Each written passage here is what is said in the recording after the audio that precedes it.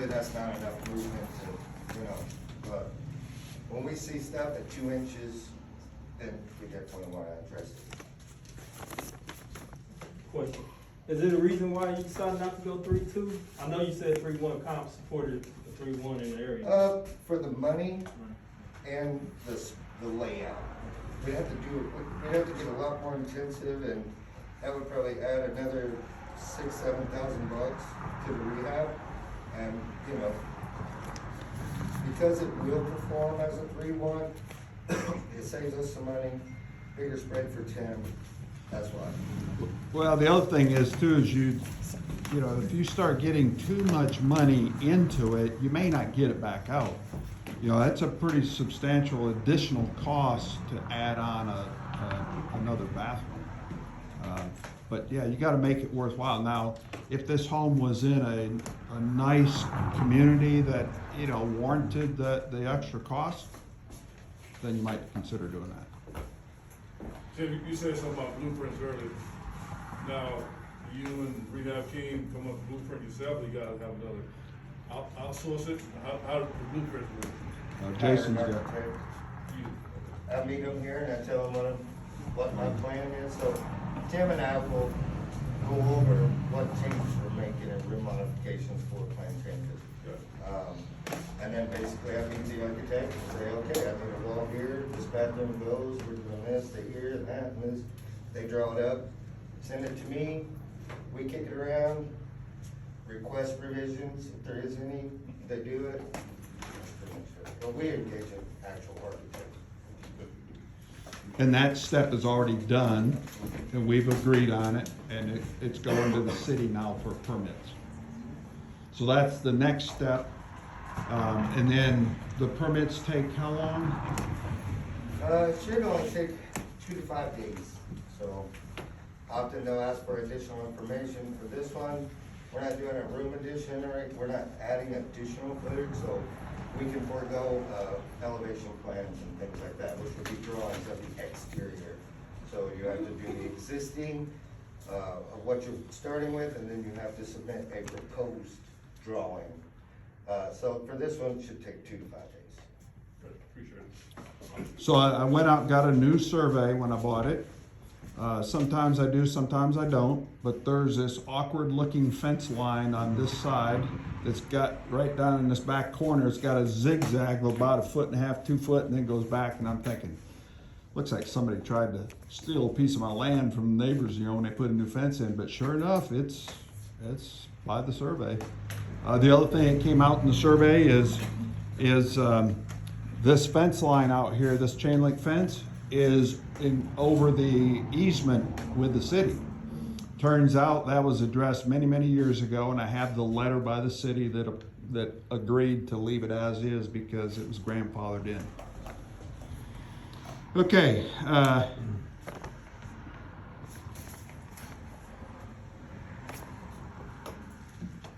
So what are we doing for repairs? I'm not sure how we want to do this, but is there anybody that hasn't already went through and looked at the house? Okay, you're welcome to go mingle around and take a look so you can see what it looks like. Originally coming in, we were going to try and leave the wood floors. We decided against that because there is some damaged wood floor. Sometimes you can fix those and tie it in and have it look okay, but we're going to go with a high quality laminate flooring that we've been using on all of our houses for the last several years. Another reason is because we have pretty limited crawl space under here, so we anticipate cutting quite a few holes in this floor to run plumbing, to do foundation corrections, and at that point, the repair and refinish scope gets too high, and it's just not cost effective. Yep.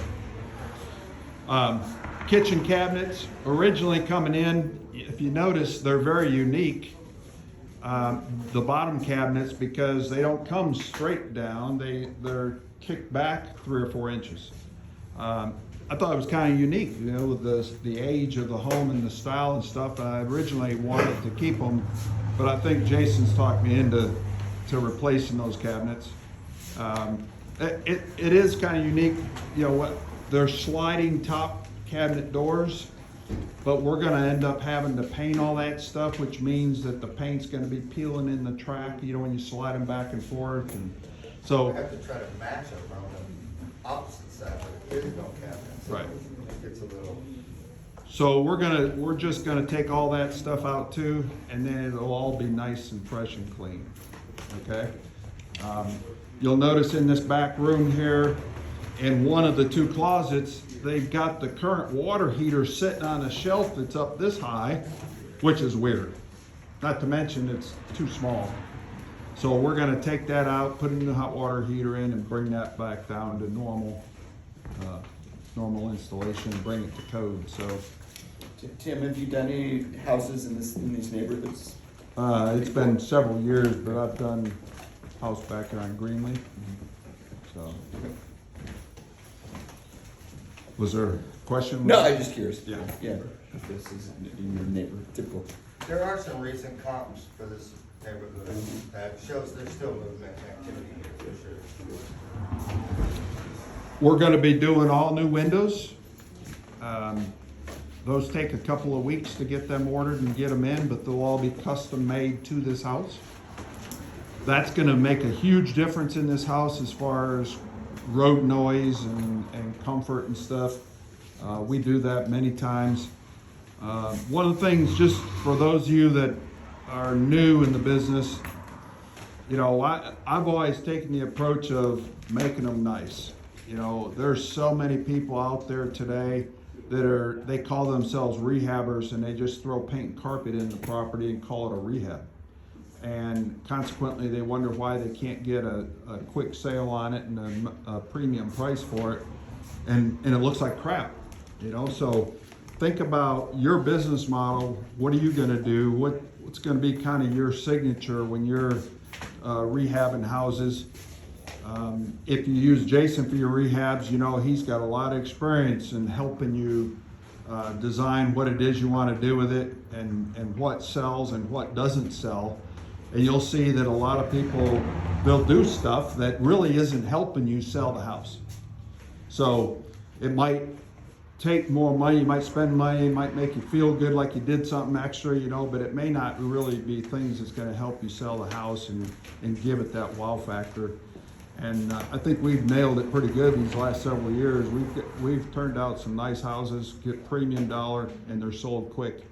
Yeah, So- most of our stuff has gone under contract within the first week, and sometimes within 24, 48 hours even. Yep. So, kind of to what Tim was saying, you know, there's certain areas, properties, neighborhoods where it makes sense to get a little creative with your design or finishes, and just like, for example, if you're doing a house in Weatherford or more a rural area, maybe you want to consider some wood look tile in the shower or something with some rustic that makes sense for the area and the property.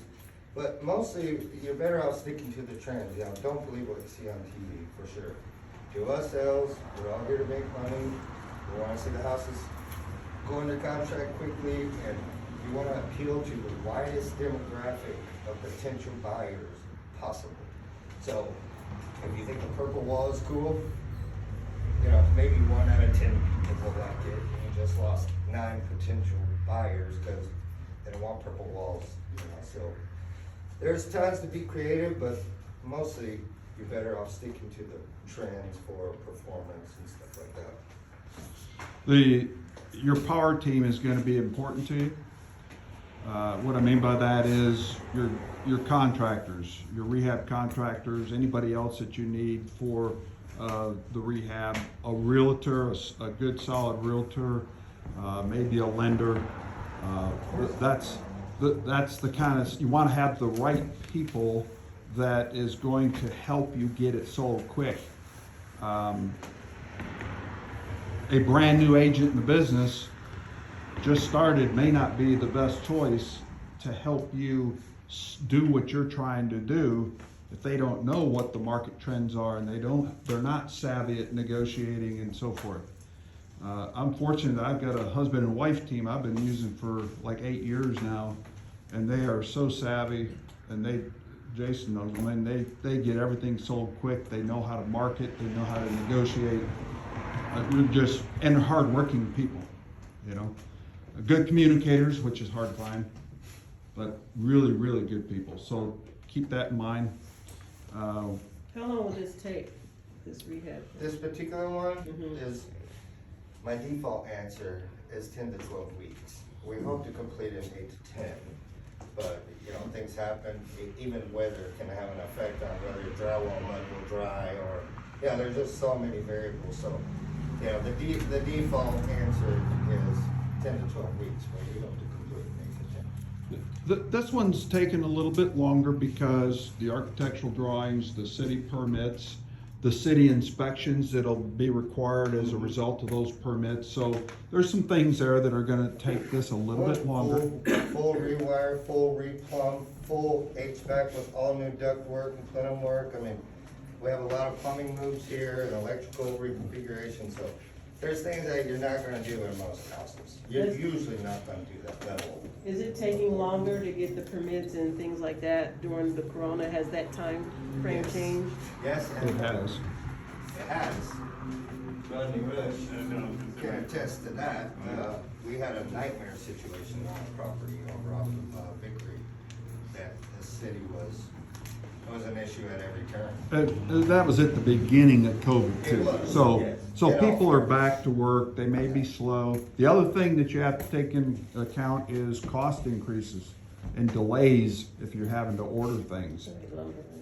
That's right, material cost, delivery delays, you know, people are sick, businesses out of business, you know, I mean, there's just a lot of factors. All the hurricanes and tropical storms this summer in the Gulf, all of the fires out west and COVID has all impacted pricing and timeline. So that's something else you have to.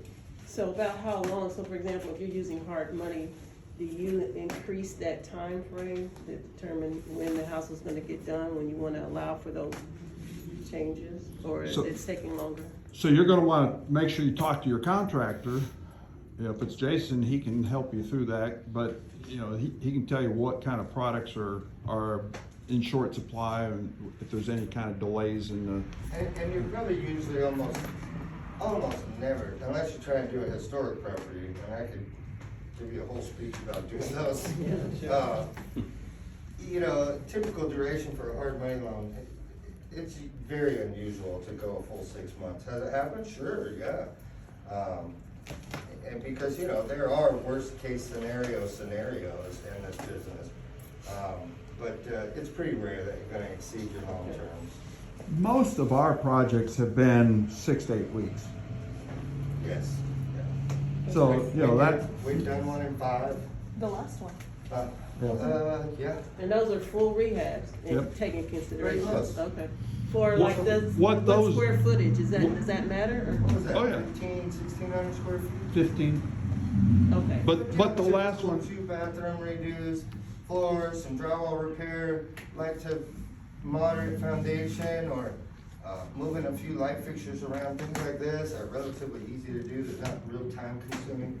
It's when you get into full rewires, full plumbing, heavy duty foundation work, which will increase our drywall scope if we had 3 or 4 inch elevation variances. This thing would bust into a zillion pieces and we'd be doing sheetrock for 2.5 feet. we also, on those projects, didn't have permit requirements. Okay. So you didn't have inspection requirements, you know, so that cuts down on the timeline. Yeah, you don't have to pull permits to move a light or a light switch or an outlet or replace the shower valve, any kind of fixture installation. You don't really have to do. Anytime that you get into the breaker panel or. Furnace, what about furnace? I'm sorry? Furnace, what about a furnace, you need pit permits for that? I mean, if you're having an HVAC replacement for your furnace, yes, you do. For equipment replacement like that, yes. Yeah. Okay, thank you. The other thing that we do is we'll come in and see what's here. We typically are gonna have, in the dining room, gonna have a nice chandelier in there. We're gonna have ceiling fans in all the rooms. Bathrooms, a lot of these old homes didn't have exhaust fans, so we're gonna put an exhaust fan and light in there, things like that to modernize it with today's standards, you know, and things that people like. Doors, a lot of times we're gonna come in and upgrade the doors to a modern style door. If it's a historic type of property, we might just stick with that style door in that era of property, but these, I think we've had all new ones in this house. For Tim's preference is to do 6-panel doors. You know, again, this goes back to work within the constraints of your deal. You know, you don't have to scope every house at this level for them to still perform. So Right. you have to approach every deal very individually because each one is a unique situation. So if the doors aren't full of holes, you could paint them. They're just fine. Yep. You know? Would you change the arches? No, Okay. no, there's 2 of them in here. Yeah, I wanna keep those in this house. okay. Okay. So the other thing that I would encourage you to do is start out on a home like this and not a $300,000 home that's gonna be a whole lot more in rehab costs. I see people wanting to jump into that higher end market, and you know, that's a lot more money. If you don't know what you're doing, it could be a problem. So bite off something you can chew, you know, take it something smaller, take baby steps. You know, how do you eat the elephant? One bite at a time, right? So you pick something like this, or you know, $150,000 home, and use that as your starting point. Get a few of those under your belt before you start expanding into the higher end homes. I have a question, how did you find a good rehab contractor? Because, especially if you're starting out new, you don't He's right know who. there. Well, yeah, but I mean. Yeah, he's So- working on Years Jared. ago- But, I mean, what- So what if I need him to work on mine right now? Right. So, I you mean, know, how there's, what did you do as far as going through the process of screening and? He finding didn't it? find me, I found him. So years ago, when I decided to go, so I'm like exclusively work with investors. You can't hire me to remodel your kitchen, I don't do work with homeowners at all. So when I decided to go exclusive investor only, it was just a networking opportunity that I saw, and I attended his class. Yep. And introduced myself, and Yep. it took him a little while. You know, but he came around, saw the light, and hired me. And that's the difference, because when you look for people, I know in my case, they don't wanna do the rehab, they wanna do the, you know, full new construction, Yeah. and obviously it's hot here, so it's kinda hard to find contractors. so Construction I- is easy. I'm gonna There's say, no variables, so of course that's optimal, you know. I'm gonna say you've got to do your due diligence on contractors. I've been in the business 20 years this year, and I bet I've been through a dozen Jasons, okay? And I think Jason's and I've been working together longer than any of the previous ones. And there's a lot of guys out there that are fly by night. They tell you a good story to get your business, and then the next job, it's a little bit less. They're not on schedule. The price starts going up. The quality of work is not what it was. So you really got to be careful. You need referrals. Don't just thumb through the yellow pages, or somebody puts a business card on your door that they do remodeling. And a good example is my neighborhood. Everybody know what Nextdoor is, the neighborhood app? Well, our neighborhood's big on using Nextdoor, and somebody went around the neighborhood, put business cards on all the doors for tree trimming, and this person called and paid them to go do something, and then they didn't do what they wanted, and they didn't do it the way they wanted, and then they left all the brush after they cut it, and you know, they knew nothing about them. I don't know why you would do that. Just take a business card off your front door and call them up and hire them without getting referrals. So that's big in our business. We have folks you're talking to, Jason and Ryan and Rodney, they're all sponsors of our group because they're trusted contractors. You can trust them to take care of your grandmother you know, and you still be able to sleep at night. You don't have to worry about getting ripped off. So that's a big thing for me. It always has been in the group. So we enjoy working with them because of that. But you need to do your due diligence. You need to not jump into it. You need to find somebody you're comfortable with, check them out, find out, get references and so forth. I do references all the time for Jason. So it takes time. Don't give them a full rehab to start, right? Well, in Jason's case, that's all they do. Yeah. So, but there's Until you others get that a don't. trust level, yeah. Yeah. Unfortunately, there's a lot of guys out there that make it hard for guys like me because, you know, we've all heard the stories about contractors. There's just no easy answer, you know, use your gut instinct, a little bit of that, a little bit of due diligence, and, you know, you always wanna feel comfortable though, Yep. would be my advice. How long they've been in business, or do they have any referral references, you know, that kind of thing. If you can go look at their work. How big is your team? That's- And Google reviews. So like if you're working on Okay. his house here, do you have So- enough people to work on another house at the same Yeah. time? Google reviews. Yes, I do. Huh? So Did you do before Google COVID, I reviews used to do for about 8 to rehab 12 camp? properties Because I'm getting wondering simultaneously. how many people actually We slowed do down, the and I figured reviews. out that Yeah, there's more to that's life one than thing just him and I have rehab never houses. actually done, but I need to. Yeah. So now I try to keep it around I look at them 6. when I hire, you know, when And I we're have looking for plenty, I people. have a network of That's a good subcontractors point. and several salary crews that just exclusively work for me full time, so I can usually handle just about anything that comes up. I don't advertise, so I'm not overly inundated with trying to do 20 properties at a time. Right. I wouldn't even want to do that, honestly. Okay, Did you bring cards? I did, actually. I'll set some on the table for everybody to just grab one. okay, questions? Yeah, I have a question. So for example, when we walk into the house that we want to buy, how can we tell? Can you come over a little bit closer so I can hear you a little better? So how can we tell that this house has like, the foundation issue or the plumbing is messed up, or the behind the drywall, the frame is all like messed up? How can we tell by just looking at that? Because I know that if I'm not mistaken, like, sometimes the plumbing pipes, if it's made of cast iron, it will be all like plastic and all.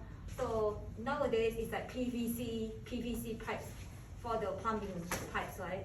So then how can we tell? Is it only by looking at the year of the house built, like for example 1950 something, then we can safely assume we must change all the plumbing pipes because it's all rustic, it's not PVC pipes, or how can we? Well, to really be safe, if you really want to know that answer, is have it inspected. You know, have a plumber come out and inspect it. When you walk the house the first time? Well, you don't really know visually. That's part of the problem with this business, is that there's always the unknown. When you first walk in, I mean, you can't see what the plumbing is here. What you can do is you can go look at a few places that might be divulged, such as under the kitchen sink or the bathroom sink, and see if it's galvanized or PVC coming through the wall. That doesn't mean anything. That doesn't mean that's what it is. I don't know, the hot water heater connections, are they copper connections, or are they cast iron or PVC? You can look at those as well. But what's under the house, without getting under there, there's no way to know.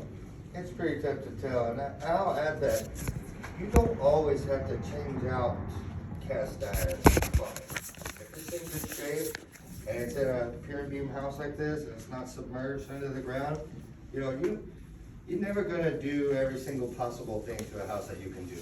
I mean, I don't recommend it. You're gonna be working for pennies, as far as what you receive in the end as invested. If it's in good condition and it's functional and it looks like, there's no immediate threat of them needing heavy plumbing work, then that's something that you don't really address. You make sure it works, doesn't leak, and it's gonna have some, years left in it.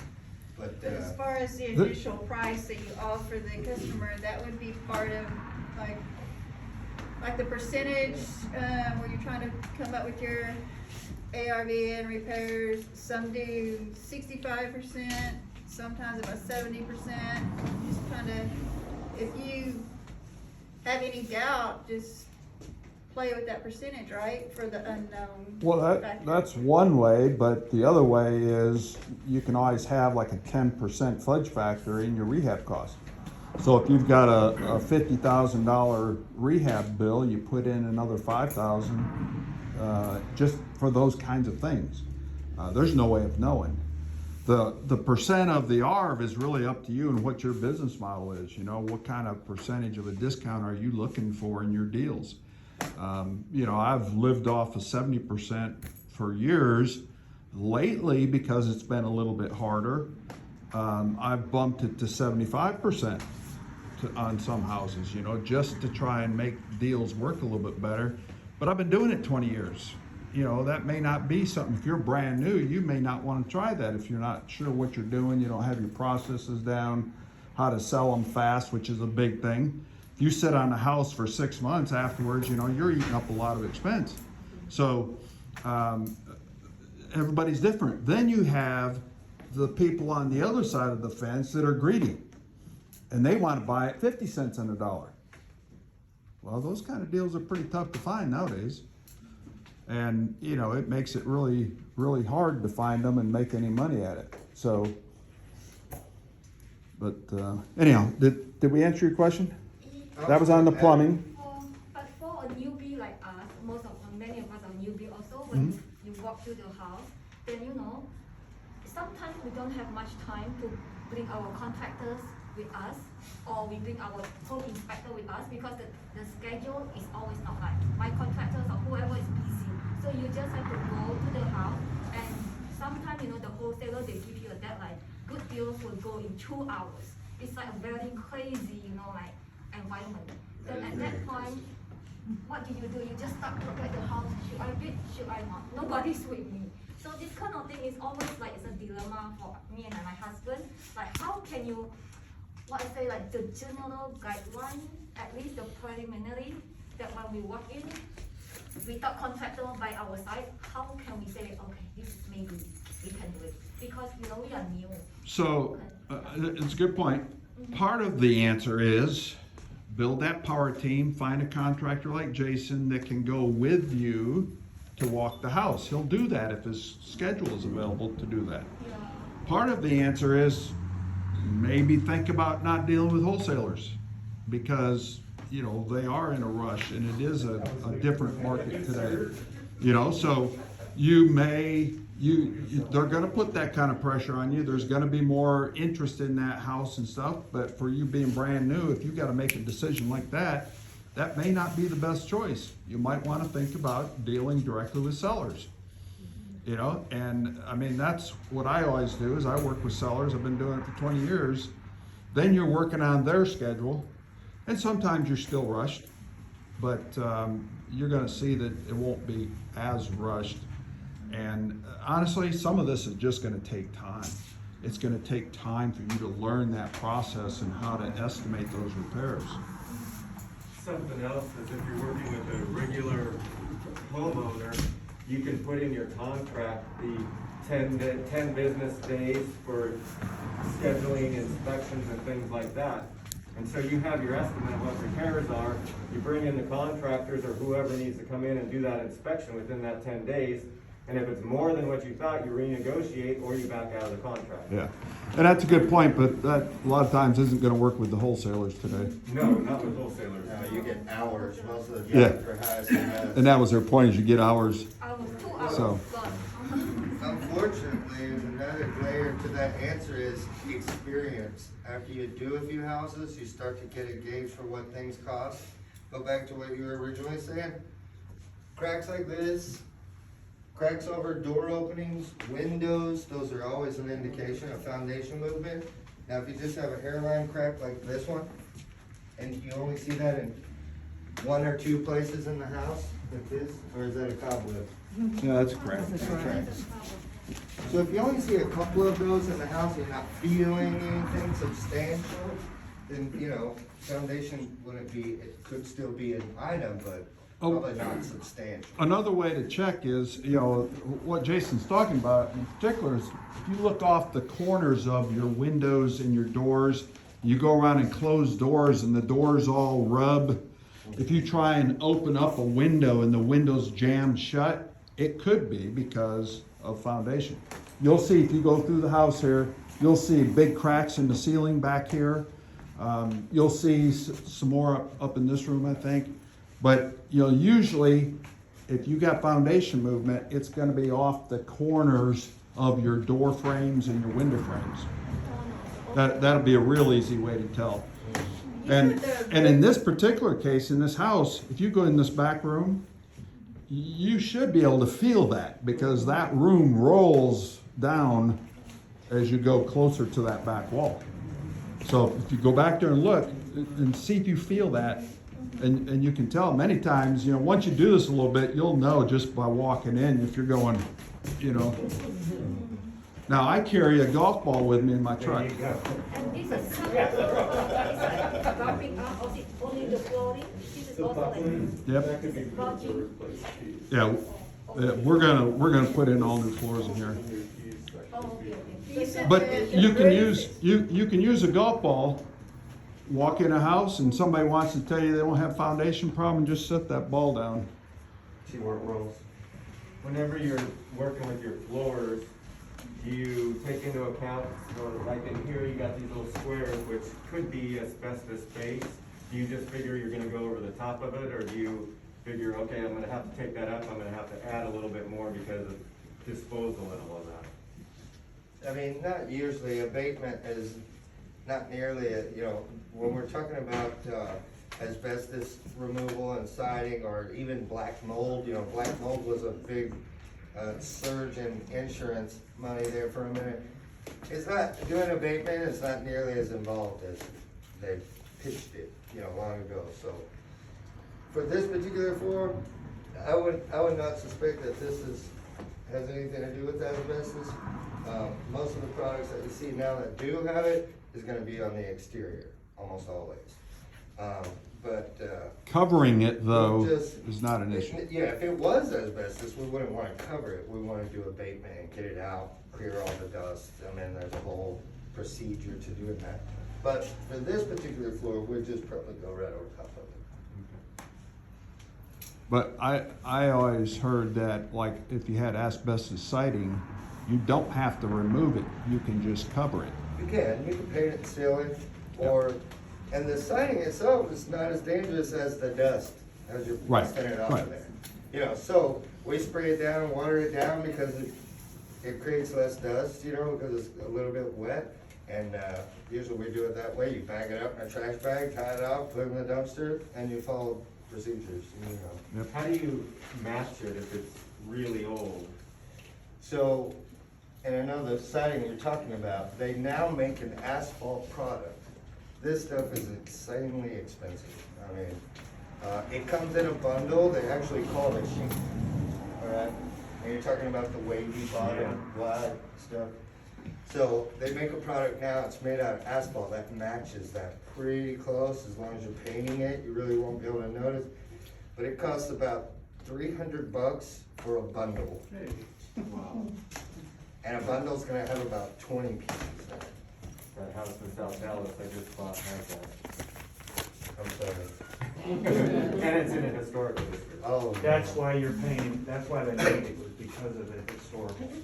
Now, some places that will, there are certain builder supply shops that reclaim houses. Part of their business model is to tear down a house, but very strategically to salvage some of these older products that aren't in use anymore. There are places that you can go and locate products like that where they've reclaimed building materials. But again, the cost is, you know, sometimes you're better off just getting it off and redone. But sometimes you don't have a choice but to get that stuff because of the That's true. historic. So for example, just south of downtown, Fairmont. there's a skirting that goes around the thing. There's one lumber supply guy that makes it. Right. And you have to replace it with that. I don't know what the deal is, but he's got a pretty good deal. He makes special lumber for all those houses. For Fairmont you're talking about? Yeah, the Fairmont area. Yeah, Fairmont, you know, very short thing about historical properties. They sound really cool and fun to do. I did one that was built in 1825 in the Fairmont edition. They're expensive. Well, they're really expensive, and just the paperwork alone can take 3 to 4 months. So you have to go through the Fairmont Historical Society, get their permission and approval to do what you wanna do. Then you have to go and present it to the Fort Worth Historical Preservation Society, which only meets once a month. So if you have all of your ducks in a row perfectly, both of these places meet once a month, then maybe you get permits in 2 months. If you need any revisions, it takes another month. So you have to do all of that before you get what's called a certificate of appropriateness. Then when you have all those things in place, then you can apply for permits. So historical properties, very long, drawn out, they're horrible. As you can tell, Jason's done a lot of stuff over the years, so. So one other thing we didn't address yet today, we're not doing it in this particular house, but the last house we did, and that is looking at walls that we can maybe take out and open the space up. Big difference. I mean, the Granbury house, man, it made such a huge difference in the way the home looked and felt when you walked in the front door compared to the way it did the first time I walked in. But you want to do that. A lot of the older homes have those spaces. You know, you didn't have nice open designs a lot of times in the old homes. So look for that as a way to open things up, make it more comfortable for people and more usable. That wouldn't work in here. Huh? It was not feasible in this No, house. no, in this house, there's really nothing to do. We didn't want to do this wall here because then you'd be looking into the bathroom. Yeah. Yeah, it's supposed to be the bathroom door, which Yeah. we don't ever want to do that. But you might come in and see maybe a half wall here going into the dining room, you know, and I don't know if there ever was one, but, you know, we would take that out as an example. That's kind of what we did in Granbury. Walk in the front door and there was a half wall there into the kitchen dining room area. We took that out, made a huge difference. And another small thing that you see a lot, especially on older properties that has a really big impact, what's called a fur down. So they'll have the little sheetrock box above your cabinets to fill the space between the top of your cabinets and your ceilings. If you can at all, get those out. You'll see in this bathroom, the shower is furred down. Sometimes they'll have HVAC or something in it, there's a purpose, but that can always be relocated. It's a small thing to do, but visual impact wise, it really makes a big difference. We did that in Granbury too. Yes, we did. Huge difference. You know, on kitchen lighting, you know, we're putting the recessed lighting in, the LED retrofit lights. Huge difference in how the room looks. Bright lights, you know, especially in a room that doesn't have windows in it. Oh, for sure, yeah. So, And there's a lot of other things, you know, paint colors are pretty important. Darker colors really cause a room to kind of encroach on your vision. It feels smaller the darker you do. Unless you have 20-foot ceilings, you get, you know, widen that a little more and do darker tones if you want. But, you know, there's a lot of visual tricks to give the appearance that a place is bigger. Everybody wants open concept, right? So there's some things you can do that you wouldn't think have that much of an impact, but really do. They really do. Do you ever raise the ceiling up to be a cathedral or? I've done it many times over the years, not usually in an investment property. Simply, it really comes back to what can the deal withstand and what do you get out of it in the end. It's not gonna give you any higher of an appraisal.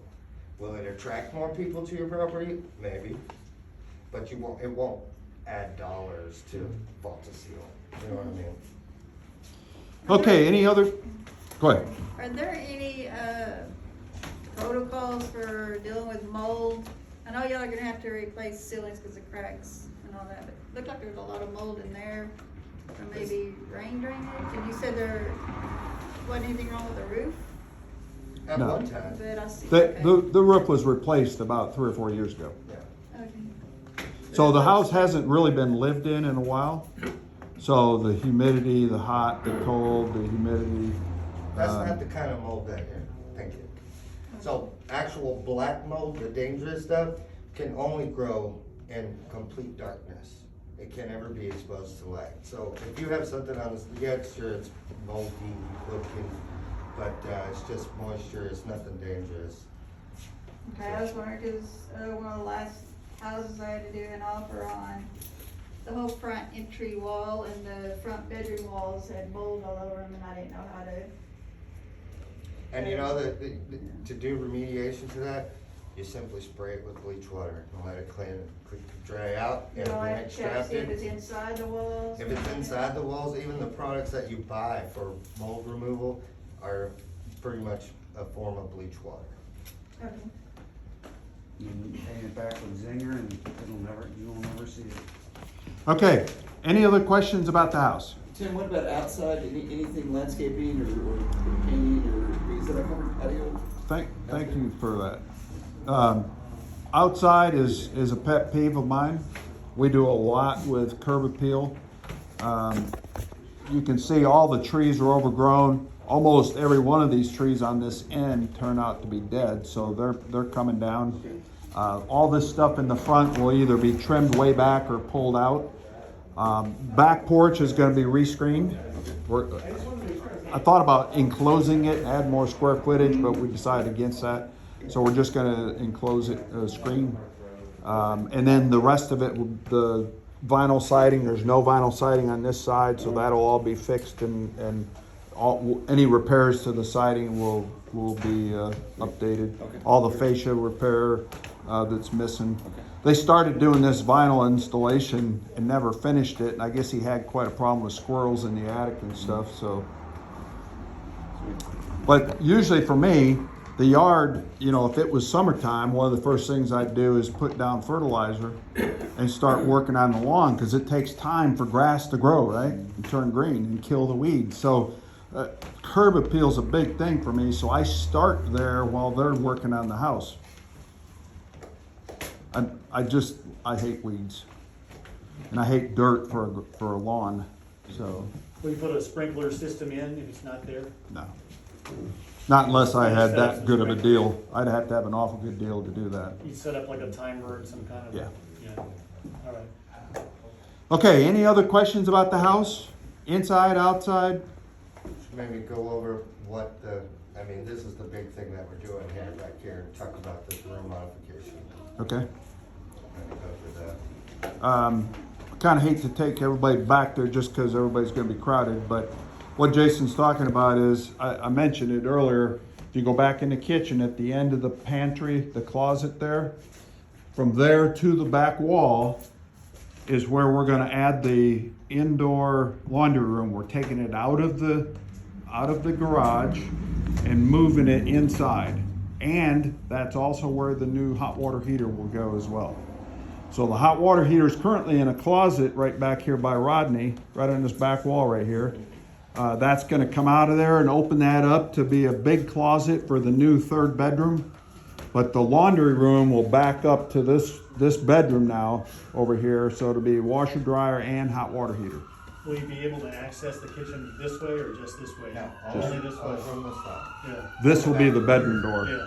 So we're creating a mudroom, a utility room, and a third bedroom, and capturing this cabinet / closet to create a new closet, so we don't have a protruding wall taking up footage in the new room. Mm-hmm. Because if you've been back here, right now, it's pretty awkward shaped for a bedroom, you know. Yeah. So that's why we decided to take out the half bath to make it more of a rectangular space. Adding a wall that shoots across this way, and then right there where the pantry is, that has the correct depth where we can create a washer dryer room / closet, partition that off, and have a separate hot water heating closet on the end. Because you can see in this room where the hot water heater, I don't know why somebody thought that was a good idea. I have no Who idea. knows, people do stuff, you know, Where's the electrical panel? it's in the garage. Well, it's currently in here. I thought that was a sub panel. We don't have one in the garage? That's where we're moving If it's not, it will be. I thought they did. it. We'll keep this door. You know, we'd normally want to have a small hall or something, you know, that you come into, so it's not just flush with the living room.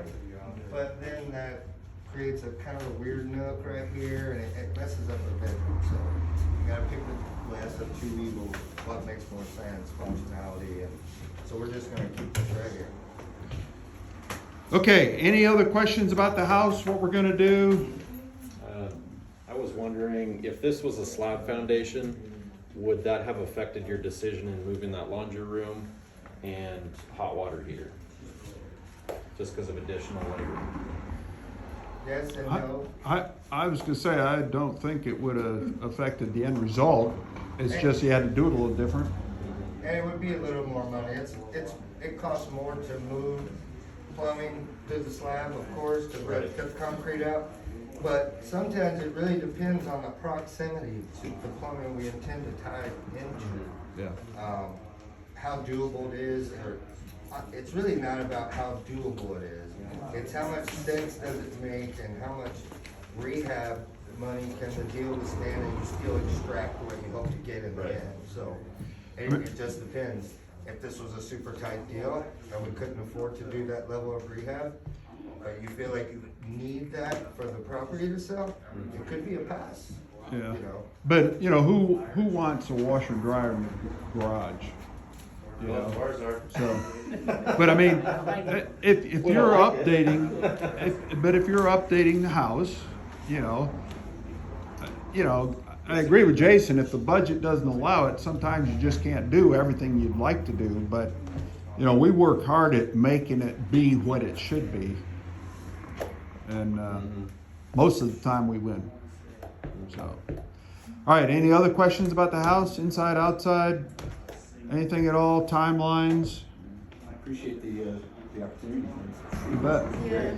So, you're welcome to stay and look around if you like. Just a couple other notes that I had here. I mentioned earlier that, for the new folks, if you're not familiar with the West DFW REI Group, I'd encourage you to jump on some of our calls and participate with us. We do numerous training calls throughout the month. Unfortunately, we are still doing Zoom until things clear up with COVID. We currently don't have a place to meet. The bank that we were meeting at is not opened up to the public again. So I'm working on that. I'm hoping the first of the year we will know more about that. So in the meantime, everything's online. So I think you probably all are on the list now and getting the invitations, but come to the training. We're going to be talking a lot about this kind of stuff. We teach all aspects of the business. For those of you that aren't paid members, you can do an online membership right now for $10 a month if you pay it annually. I mean, you get so much for that. You get an investor website, you get comps tools from Real Estate IQ, you get access to buyers list. Your properties will show up on the group website. You get a free website as part of your membership. I mean, you get tons of stuff. Not to mention online access to all of the past 6 months worth of training. So give it some thought. I mean, how much is your business worth? $10 a month is what it costs you for an online membership. If you come to a physical meeting, then you pay at the door, or you can buy the full-blown membership for $150 and attend all the meetings for free. So we do a lot with training. We're the only group that I'm aware of that offers the online access and all the past video and audio stuff that we train on. It's all available to you to watch and listen to 24/7. So, and the last note I have is if anybody's interested in the house, just in full disclosure, I don't really care if I sell it or not, but I'm asking for $75,000 for the house. The thing that's unique about this is that I have to leave my contract in place with Jason. Okay? So I've already committed to him. I'm happy to sell it as long as you agree that you'll take that contract and continue with him and let him do the rehab for you. So I've already given him 20. It is a win-win. Especially for new folks just trying to get in the business, we're helping you get on the road and get moving, because here you got a house and you have the rehab contract already in place and the work's already started, okay? Doesn't look like it here yet, but you will see physical activity, the demo starting as soon as they get the permits, which should be sometime next week, okay? So is $75,000. It's $23,000 for the initial deposit to Jason, so that would have to be reimbursed plus the closing costs. So it's not a super discounted deal. You're not getting it at 50 cents on the dollar. There's equity in the deal. You need to do your own due diligence. I'm just making it available if you're interested. Otherwise, I'm perfectly happy to go finish the rehab with him. And What's the rehab budget for it? $70,000. It's stiff on this house. That's for a flip. If you're doing a rental, you could probably do it a little bit cheaper, there's a few things, right? You could, but before you say you want to do that, you're going to have to talk to Jason about that. I have a contract with him for $70,000 to do the rehab. So that's what I'm selling to you. And I'm not going to go back on my word with Jason. That's me. I don't do that. And I don't want you to do that. So you would have to have that conversation with him on what you want to do with something like that. This is a good flip. You're going to make money off it. But I'm trying to be upfront and honest with you that this is what it is. This is what I've done. And anyhow, so The ARV, hard to find good comps, but my guess is 155 or 170. There's not a ton of homes sell like this. The problem you have is there's homes that sold, nothing sold that's going to be rehabbed like this house. And that's one of my challenges that I run into in a lot of my rehabs, because I do things so much nicer than what most people rehab. So that's always a challenge for me, and that's where my realtors come into play that I use, the husband and wife team, because they're very analytical about, this is what was sold, this is why it sold and the number of days that it sold at, and it had some rehab, had total rehab. It was just well maintained, whatever it is, she's very good at that. And her and I are usually on the same page, but a lot of times it's hard to come up with a true R because we go above and beyond in our rehabs. And I hope you'll all watch this on YouTube as we progress over the next 6, 8, 10 weeks, so you can see the end result, and you're gonna think it's not even the same house. So, okay, any other questions for me? If not, you're welcome to mingle about, and I'd like to get out of here about 1:30. So just feel free to make sure you check in here, take pins and webcam covers if you're interested, and we'll hang out here. We'll talk to you soon. I didn't come Good. thinking they were gonna be